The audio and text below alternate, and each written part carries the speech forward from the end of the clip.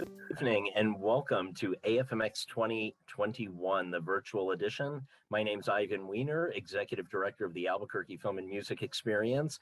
We have had an incredible week, and I feel like we're just getting started with incredible programming and Q&As, center stage conversations, movies. You know, the filmmakers and guests that we've had thus far have been absolutely amazing. So thank you for joining us. Before we get started with this Q&A, I'd like to thank some of our presenting sponsors: AFME Foundation, Albuquerque Film Office, Albuquerque the Magazine, Bernalillo County Commissioner Stephen Michael Quezada, Brede Olive Oil, Comcast NBC Universal, Real Solutions Airport Meet and Greet Service, Sunny 505, the Baker Law Group, University of New Mexico Film and Digital Arts, Wells Fargo and Larry Schwartz, Yamaha Entertainment Group, and Jalsko Road Productions. Please keep in mind, for a complete lineup of our events and films, go to our website, AFMXNM.com. Without further ado, really excited about this, I want to introduce our Director of Operations, Kira Seipler. Hi, thank you, Ivan, and welcome. I'm really excited about this next conversation of strong, dramatic narrative shorts. And I want to extend a thank you to our technical director, Melody K. Carlisle. She has been with us from day one, minute one, and she's the person that keeps us on track. So thank you, Melody. I just wanted to give a reminder to our audience that we will have our awards ceremony on Sunday, September 26th at 7 p.m. Mountain Standard Time on Facebook Live. So do us a favor, check out these film blocks and vote for your favorite film, because the award winners will be announced on Sunday. I hope you can be there. So before we get started on our Q&A, another reminder that you are able to send questions to the filmmakers. Just pop them into the chat box on the bottom, and we will make sure that your answers are given.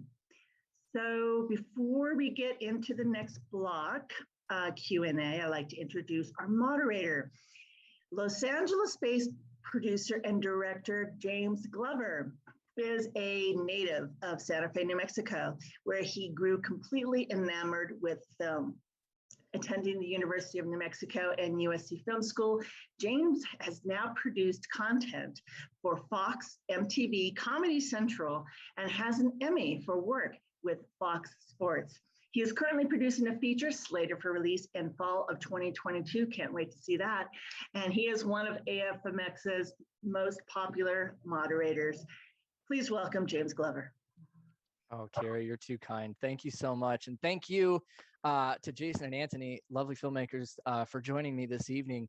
I was very much looking forward to this conversation because I think that we will have a really good opportunity to dig into craft and story.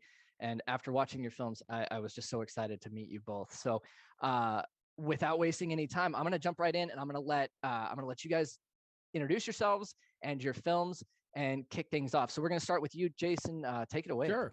Yeah, my name is Jason Connelly, and I am one of the directors of The Sound. So I have a partner that I co-directed this with, as well as co-produced, and she actually wrote the film, Katrina Brede. So I'm very proud to be representing our team here today for our film, The Sound. Antony, hi, my name is Antony Berrios, and I'm the director for the short film Tumble. And yeah, it's great to be here. Thank you so much for joining us. I'll pose it to both of you, and I guess we can start with Jason. But I sort of just want you to walk me through sort of your process and how you approached making these films. They're both sort of meditative pieces. They're not huge set pieces or huge stage pieces as much as they are sort of quiet films. And I really appreciated how the craft that went into making these films. So Jason, can you kind of just talk to me about sort of how you approached the piece? Yeah, absolutely. So Katrina wrote the script, and it was very deceiving at first because it was a page and a half. And so when you look at a page and a half script, you kind of go, it seems very straightforward, but it's a nonverbal piece with one exception that we can talk about later.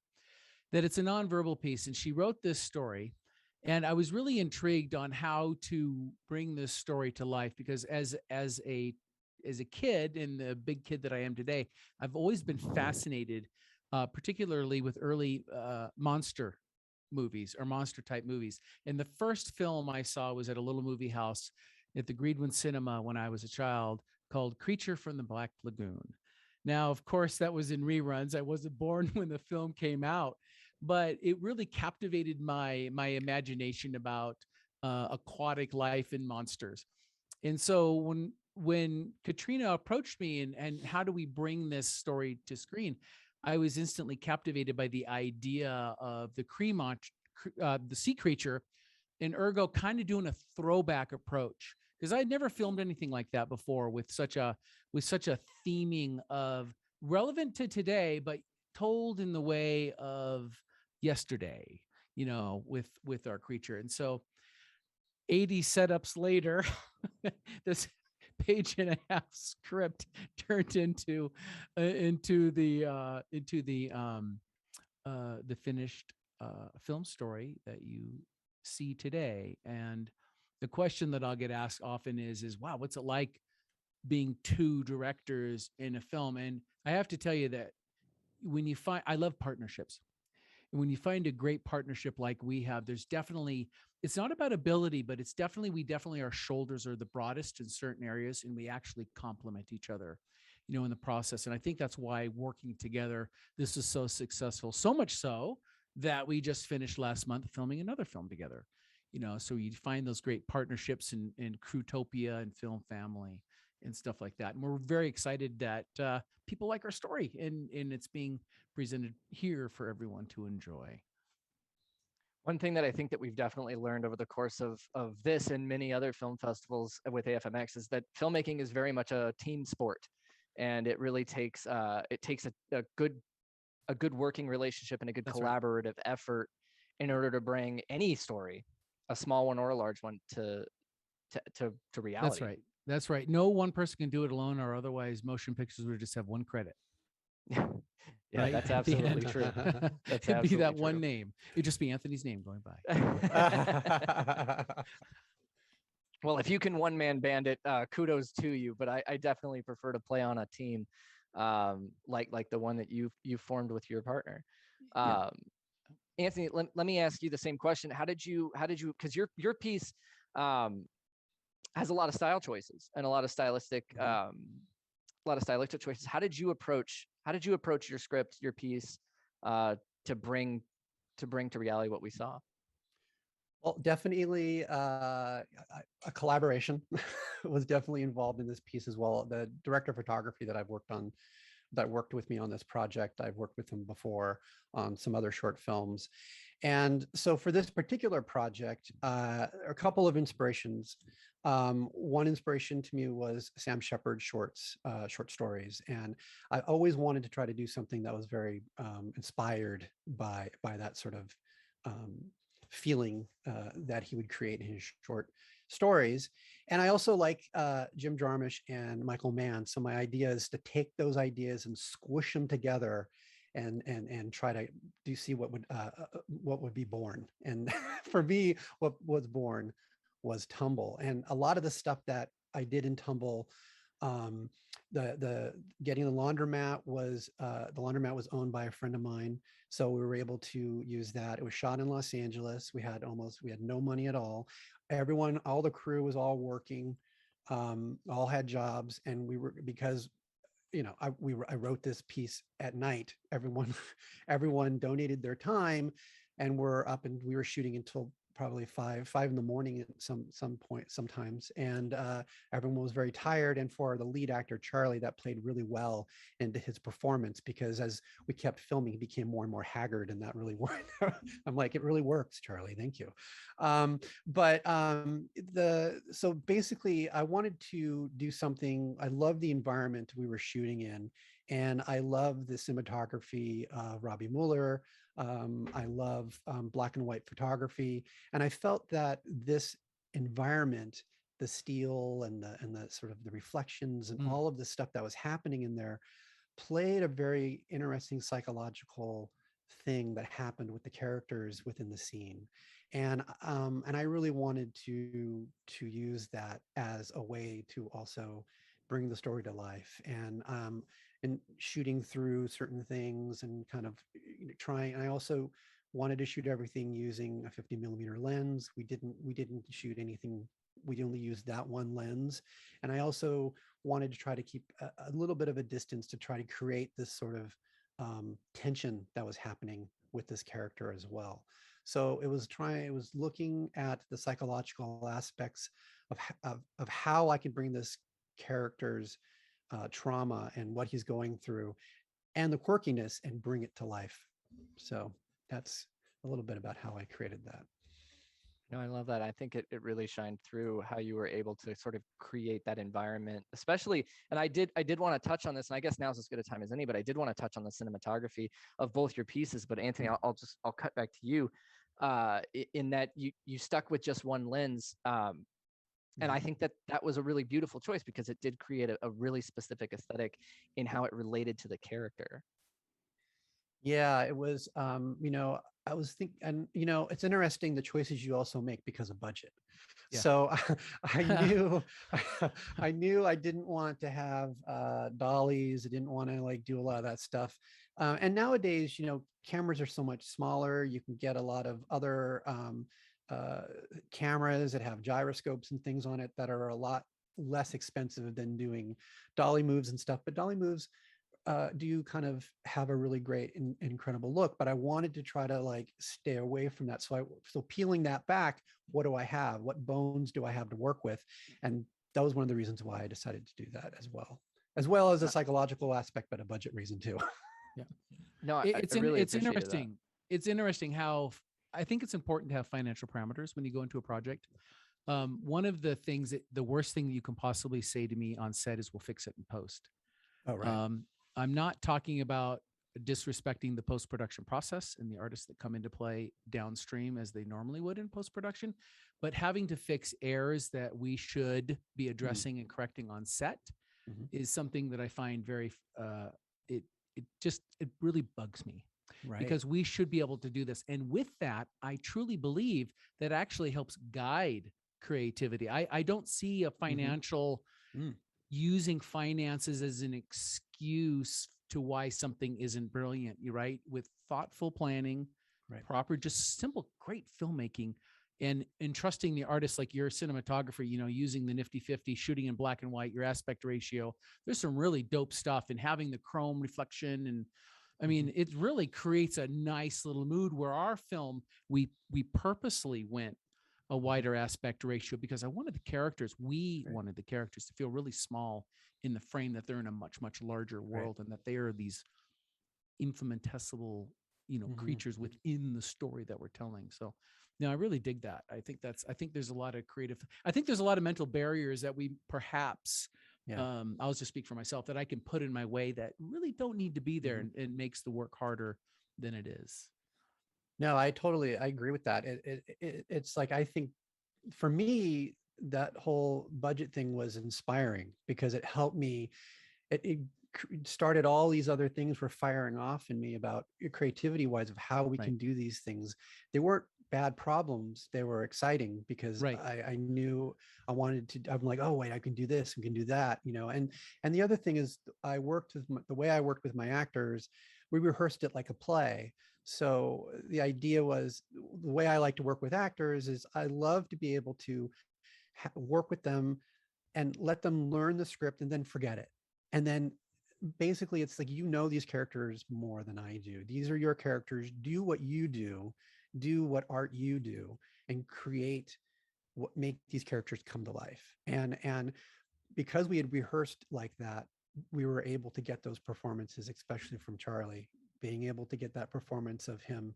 And he had scenes in the car that were just him by himself. Yeah, the nonverbal stuff was dope. But we were able to really get that emotion from him because we had worked so much on the script, and also because he was really tired. So that also helped. Actually, but that's true. But using that as a tool, right, to be able to exploit that, it totally showed up. I mean, he had all excess burned away, right? I mean, he just had all, and it just came across so great. So really, that's you. it's interesting for me as a fellow filmmaker to hear going, yeah, that's a really great approach to do that. If you have an actor that's willing to go there and trust you, Right. which Absolutely. which you clearly did. Absolutely. I think it speaks a lot to your ability to connect with your actor and have them have the best performance pulled out of them using whatever means that you have available to you. Jason, I'd love for you to kind of speak to that point, because you only had a page and a half to hand them. Yeah. And then the rest is sort of your relationship with them as a collaborator. That's right. I mean, that's our job, is to get the scene right, is to exploit the situation, not people, but the situational elements of the story to bring out the performance in the actors. And the best way to do that is to communicate effectively and clearly with them. Now, I'm going to be the first one, and Kat will be the first one. I'm not going to say that I didn't get it quite, we try to plan it out on paper and do the best, do all the good filmmaking stuff that you're supposed to do, so you're not wasting anybody's time. But that's not to say that we're not willing to go off the trail. But if we're going to go off the map, we're all doing it together, and we all know why. And there's been a few times where I'll be asked questions, and I think people appreciate candor. And so I'll say, I don't know, but we're going to figure it out. And then we kind of dive into whatever that particular moment is. It's really about mining, mining for the moments.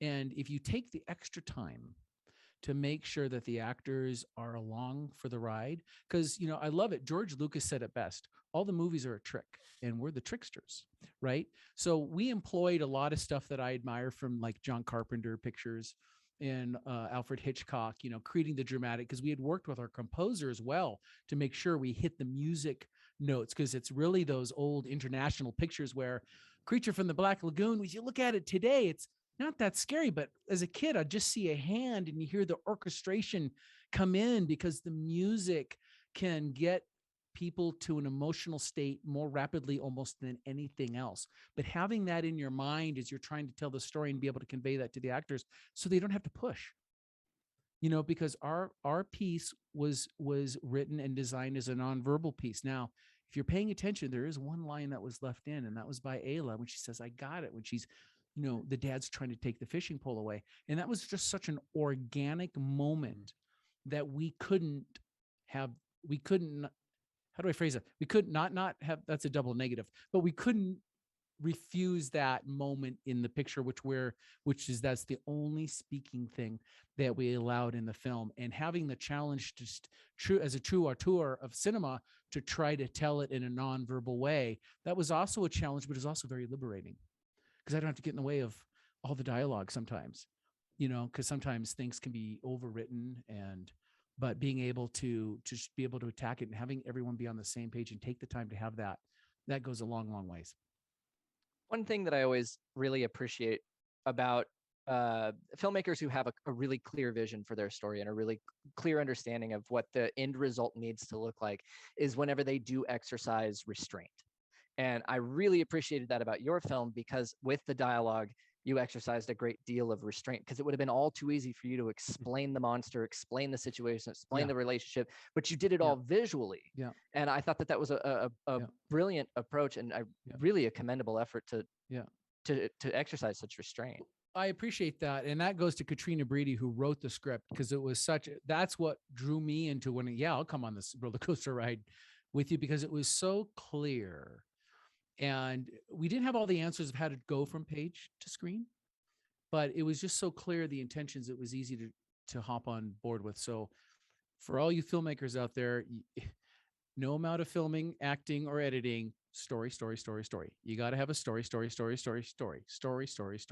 got to have that first of all before you even take the plane out of the hangar. And fortunately we had that, and we massaged it along the way, because you learn, it's a living thing, right? So you learn as a progress, and you get ideas from the cinematographers, hey, that's a neat idea, but there's a better way to do that. What do you think about? And they're like, oh my God, that's so dope. When he's carrying when the monster's carrying the girl, and you got that classic 1950s Hollywood light where you see the silhouette of her hair, but we had to show it in such a way where it didn't look like she was dead. You know what I mean? So there's a lot of things that we really had to maneuver, but having that clear story in the vision, that was easy to get everyone on board. I really appreciated that. from that aspect of your story. And especially as a lifelong student of film and having gone and watched all the film school movies that they force you to watch whenever you're in college, it was great to see where the inspiration had sort of come from. And growing up as a kid, like I loved the monster movies as well. Like Creature from the Black Lagoon and Frankenstein, and as good as they get. Because sort of to your earlier point, you couldn't fix it in post. There was no real way to go in and digitally remove or add value to or anything like that. So I want to ask you both about how you approached post-production. Antony, we'll go ahead and start with you, but how did you, in what way did you find the collaboration with your editor to help shape the finished piece? Well, one of the things I wanted to go back a little bit is I please. really loved your sound design in your piece, Jason. It was fantastic, and that's something that was also really big for me in my piece too. And one of the things I wanted to do is try to work with people that I had worked with before, because we already had those relationships. And the person we had, Craig Poulding, the sound designer that I'd worked with before, worked on this film as well. And I also worked with Dirk Cirrus, who composed all the music. He lives in Belgium. He did all the music for this piece as well. And I wanted everything when we went to post. I also work as an editor for television and everything. So I kind of already knew how I wanted to sort of approach everything. But having said that, whenever you're going into a project, when you're in the editing room, for me, it's another form of writing. It's another form of being able to, you're making those hard choices. You're maybe killing some of your darlings that you thought was gonna work, but isn't working. And you start to sort of piece things together and maybe move things that maybe were in the end, moving to the beginning. Maybe it was linear, maybe now it's non-linear. There's so many different ways that you can tell the story, and you don't necessarily have to tell the story the exact same way you wrote it on the page. You can totally reinvent it, and that's very exciting. And so those are one of the things we did with this project. We had a whole entire other ending to this film, where we had a whole thing where police run into the laundromat, and we see Charlie talking to the woman who runs the laundromat. And he turns around and we hear the police yelling at him. We move past him and into the area where the woman is. And then she crouches down and we hear a bunch of commotion and stuff. The problem with that is, when you're editing a project, you're trying to also think about whose story are you trying to tell? Who are you trying to focus on? Now, if you end the film with a character that wasn't necessarily a character that you started with, then your entire point of view shifts. So that was one of the reasons why we changed the ending for the film, and that was one of the things that was built out of post production. That's ballsy to do that. Good for you for giving yourself the permission, I guess, in a way to do that. And I say that very sincerely, because that can be very terrifying, right? Because you go on set, you try not to shoot too safe, because you want to make sure you have the coverage, right? So you got the wide, they got the reverses, blah, blah, blah. But then sometimes you can get locked into that, right? Yes. Where you don't allow yourself the permission to, you get locked into the storyboard. I got to do it exactly as the storyboard, but you don't. You put those there, I don't know, as crutches maybe, but they're not the end all be all. And to be able to do such a dramatic change, I'm kind of curious what the original ending would have been, because when you go to post and you go to assemble the film, right? I mean, that's a whole different creation process, where I love it when the actor's going, oh, I had no idea it was going to turn out that way. No, that's definitely. How it is. Absolutely. That's kind of exciting for them too, right? That's why I don't like them to see the final cut. I want them to enjoy the story when they go to see it too. So well done on that, to give yourself the freedom to do that. That's great. Thank you very much. No, and I think it speaks a lot to your point earlier, Jason, about story. It's the edit being the final rewrite. It gives you an opportunity to really craft that story exactly as you want it presented, because nobody knows about the alternate endings. They only know about what the finished product looks like. That's right. And if you do your job properly, and this is where teamwork, I mentioned teamwork earlier, and this is where You get a professional editor, and in this case, Jen, that's what she does. She knows the rhythms, she knows the tempos, because you can control so much of the tempo. It's all it comes about the tempo. Like, where do we need to get back to the story? Where do we need to, what Anthony was saying? I mean, having that outside eye, because I can fall in love with a moment. I can fall in love with a scene, and I can hang out on that scene way too much longer. And especially in a short format where we're under 10 minutes, every second is so precious, right?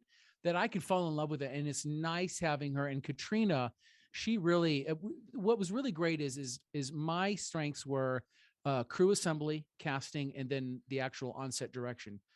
Katrina's with me the entire way. Make no mistake. We're there together, Video Village, we're talking. Actually, I like to be closer to the actor, so I'm usually right next to the cinematographer, hopefully not close enough to annoy him, but I like to feel the energy, but we're constantly going back and forth. Where her shoulders are the broadest is she loves the post-production, right? She likes the edit, the paper edit, and getting all that together.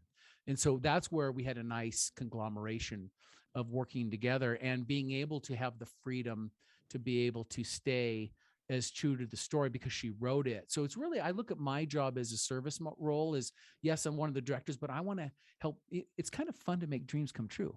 And this is her dream of bringing her story to the screen.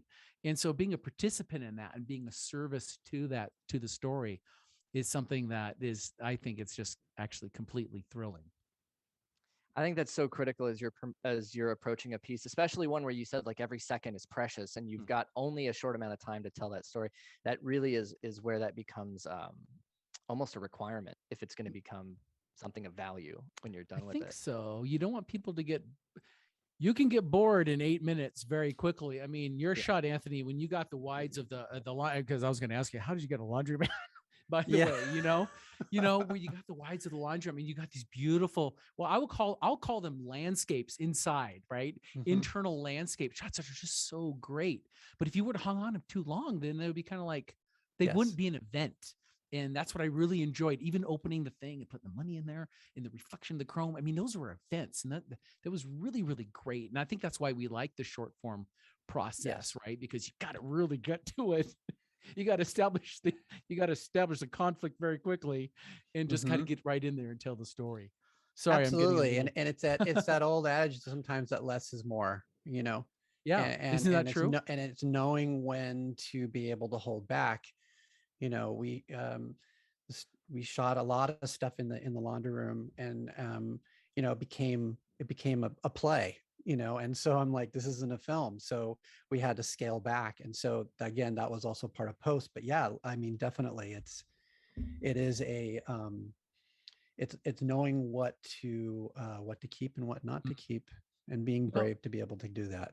Now, did you know that? Were you that astute, aware when you were filming it that it was kind of going down that road, and were you able to correct? Because I don't know if I would be able to tell that right away. Yeah. You know what I mean? For myself as a filmmaker. I think, well, the thing is for some of the reasons why I filmed a lot more was for the emotional places that I needed the actors to be in. So even though I didn't use certain things, I would use certain shots of them, an emotional moment that was taken from a part of a conversation that I don't have anymore. But I knew I wanted to get those emotions, and sometimes you just need to be able to let the actors do their thing, play it out, so that they create that world, they create that bubble, they create those emotions. And then the job, of course, when you're editing, is being able to know where to harness those emotional moments and where to put them, and be able to know that if you put, it's a very fine line of being schmaltzy, or being and ruining the quirkiness. It's a very fine line. And that's you bring up a very interesting point, because I know for me, is one of the rules that I ask my actors to do is don't cut yourself. Yeah. If you flub up, you do whatever. Please don't cut yourself, because there might be a glisten in your eye just before the flub or just after that. I could, oh my God, that's magic. It's something you can't describe or plan, but you know it when you see it. Right. So, I mean, that ties into once I can use that. So please don't ever cut yourself. If you flub a line, hey, back up, do it again, run it through it, and don't go until I say cut. Right. Or keep going until I say cut, rather. Yeah, that's awesome, Anthony. being open to those serendipitous moments really does sort of add a lot. It adds that extra 10% or that extra 1% that you need for that scene a lot of the time. I think so. But I think it's being aware and giving yourself the permission to allow the magic to happen and to recognize it when it's happening and say, you know what, that's okay. Well, it's like you had said earlier, getting locked into those constraints, Yeah. not realizing that the barrier isn't real. That's And right. If you're aware of the barrier, but don't necessarily feel restricted exclusively by it, it opens up those opportunities. Hey man, I've learned so much from the painter Bob Ross. I am not kidding, man. No, Happy I'm accidents, serious. As baby. an actor and as a filmmaker, happy little accidents, man. Learning to embrace that instead of going, God dang it, you know, I'm going, hey, wait a second. There's an opportunity here, you know? Yeah. And not taking too much time with it, right? It doesn't necessarily have to be a lot of time, but happy little accidents. Yeah. They really do. They sell the whole the whole Right on. painting. Yeah, that's right. Anthony, I wanted to ask you because I found the dialogue in your piece particularly interesting because it's sort of happening both off screen and abstract. It's happening direct, but I really liked the dialogue, especially. All of it was wonderful. So please, you know, but I really like the dialogue between Sam and the young girl working at the laundromat. It flowed so naturally, and I kind of wanted to ask you about that scene and your process for capturing that. Yeah, well, that particular scene, we rehearsed quite a bit for every scene, and I chunked the scenes out so that they were individual in terms of like little moments, little plays within the piece. So that piece, what happened with that piece is I had something else written, and we started shooting with that. And Charlie came up to me and said, you know what, I have another idea. I think I have an idea of how I think this is cool. Just let me try this. And so they had a little bit of a actor studio thing going on. They basically did this moment between them the emotions of what I wanted for the scene were there, and it was written, but the dialogue of what was going on became something that they created, which was fantastic. And it was this really sort of wonderful little moment between them, him flirting with her and stuff. And it was a moment where I knew right away that it was a piece I wanted to use because of how they were together and the ease in which the scene was unfolding. And I knew it was an important scene prior to what was about to happen next in the film. I knew it was like an important moment within his character and what was happening between them. So yeah, it was good. I really love that. And in a similar respect to how Jason sort of exercised so much restraint in how he was able to craft his, I was watching it, and the director's hat that I was wearing as I was watching it was hoping to a certain degree that it was sort of that same respect to the craft between the two people that were in the scene, and it really is a compliment to you for crafting that around an idea, but allowing it to sort of organically exist. Thank you. Yeah. I mean, the thing is that between them, a lot of times when I'm directing them, I'm usually saying more or less. I'm not doing a lot of finagling. I'm not corralling them like cattle or anything like that.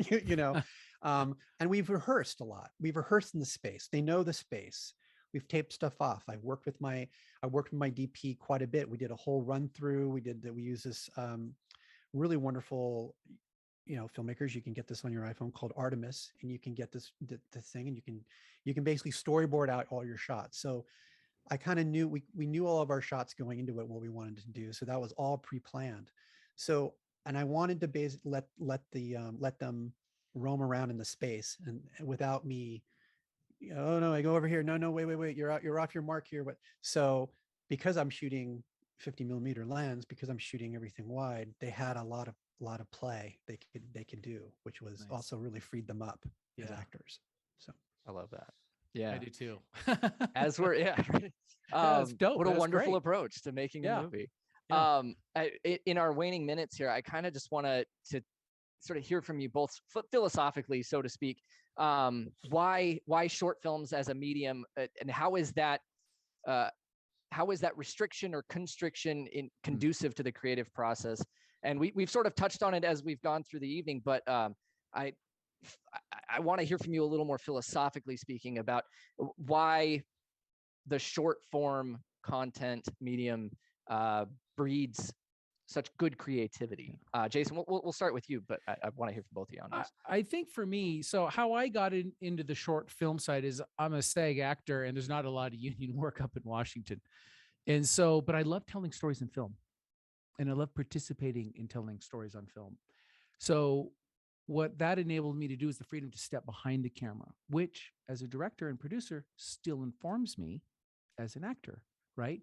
So I guarantee you dollars to donuts, man, the next time I get the privilege of setting foot on set, understanding the weeks or years, depending on the project of pre-production and getting the set deck and the wardrobe and, the cold color themes and everything down, that I'm going to be bringing my honesty 24 frames a second when I get a chance to step in front of the lens. But I think what happens with the short form is that you really have to go from the gut. Once you have the story, right? And you have a willing partner like I had with Katrina, who's enabled us to kind of shake up her world a little bit. In other words, she wasn't so rigid, but we still had the through line we needed to stick to. I think it's really a kind of a gut feeling where you just have to kind of go and do it. We don't have the financial means to hang out. We have to shoot these relatively quickly, either based on people's availability, crew's availability, as well as location availability. Those all come into play. And I think there's something about having to go, you know what, I'm going with my gut and my first choice is my best choice. It's not going into a blind because you've already been very thoughtful in the approach, because there's a certain point in the process, Anthony, you can agree that the meter starts running. So enjoy those non-meter running moments and plan as best you can, but also allow yourself for creativity, especially as you bring in different artisans. The sound, right? You have the orchestration. We had him early on in the process, even coming out to location to be a part of it, right? I mean, ideally, I would love to have had the editor out there as well. Unfortunately, she couldn't make it. Just to have them as part of the process so they can feel the vibe and the heartbeat. And you have less than 10 minutes to tell your story. And there's just something, I don't know, liberating about it, So yeah. Sorry, a little bigger answer to your question. No, that was great. That's exactly what I was after. And Anthony, please take it away. Well, one of my big inspirations is a filmmaker named Chantal Akerman. And Chantal did these amazing films, amazing experimental short films and stuff. And what's great about it is that it's taking film language and turning it upside down and turning it into something else, and I think that's one of the really wonderful things about short film is that you can experiment, you can really work things out. If you're doing a feature and you want to work a scene out, you want to do something, you can do that as a short film and try to see what reactions you're going to get. It's very malleable. I mean, all films are malleable, but the short film is a little bit more because you can, do a music video, do a silent film, do all kinds of really wonderful things that you might not necessarily do as a feature, because maybe people would be like, well, what are you doing? But I don't know, maybe not. But I think that what's really great about the short form is the access to be able to just kind of be very kind of liquid in your sort of creation and how you're doing that. And for me, for this project, there's a lot of inspiration of a lot of other filmmakers that came into play with this project, but I also knew I wanted to hone in and try to figure out a defined look, a look that I can translate into a feature that can later on be sort of either a branded look or a look that that's hard to do, but it's something that you can work on bit by bit in short films. Yeah. So, and the risk is relatively low, right? It is a playground. Like when we created our fog box, I mean, had to do the classic hand coming out of the fog to grab the guy's throat, right? Great. I mean, that's something, I've never done that before. So you have the freedom to be able to play in that sandbox, right? Yes. Or the aperture close at the end. Yes. When's the last time you saw an aperture close? I know. to wrap up Great. a film. That's yesterday stuff, from yesteryear. And I agree with that. I think there is that wonderful freedom to be able to can we just extend this for another half hour? I just think this conversation, I'm loving what Anthony and James is talking. This is so awesome. I lost my train of thought. I'm so excited that I agree with you, Anthony. It's a great way, low-hanging fruit to be able to get out there and just try it, because you might need them for a feature, right? Yep. Absolutely. No, and I think that really speaks to the idea behind singular voice. We hear that a lot in our industry from people that wear suits, but like they really want a strong voice, and that came through in both of your films. And so I have to just congratulate you both for having that. Thank you. Because not everybody does, and congratulations to both of you for crafting that.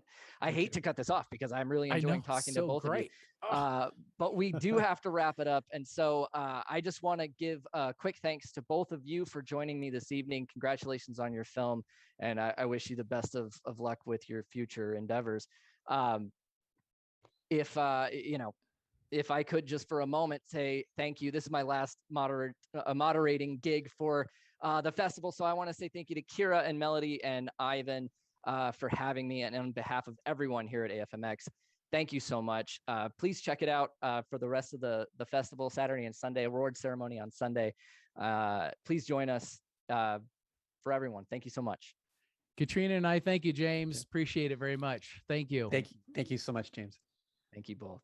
Thank you, Jason, James, and Antony. I'm so sorry that I cut you off. Ivan made me do it. No, I'm kidding. No, this has been one engaging conversation. I'm sorry. We have our time parameters here, but thank you for joining us. Thank you. And if you missed any part of our conversation, don't worry about it. We have it recorded and you can have access to it until October 11th. Awesome. If you have any information or if you need any information or ticket sales for the remaining part of our festival, which goes through September 26th, you can catch them at our website, www.afmxnm.com. Until then, have a great evening. Yay.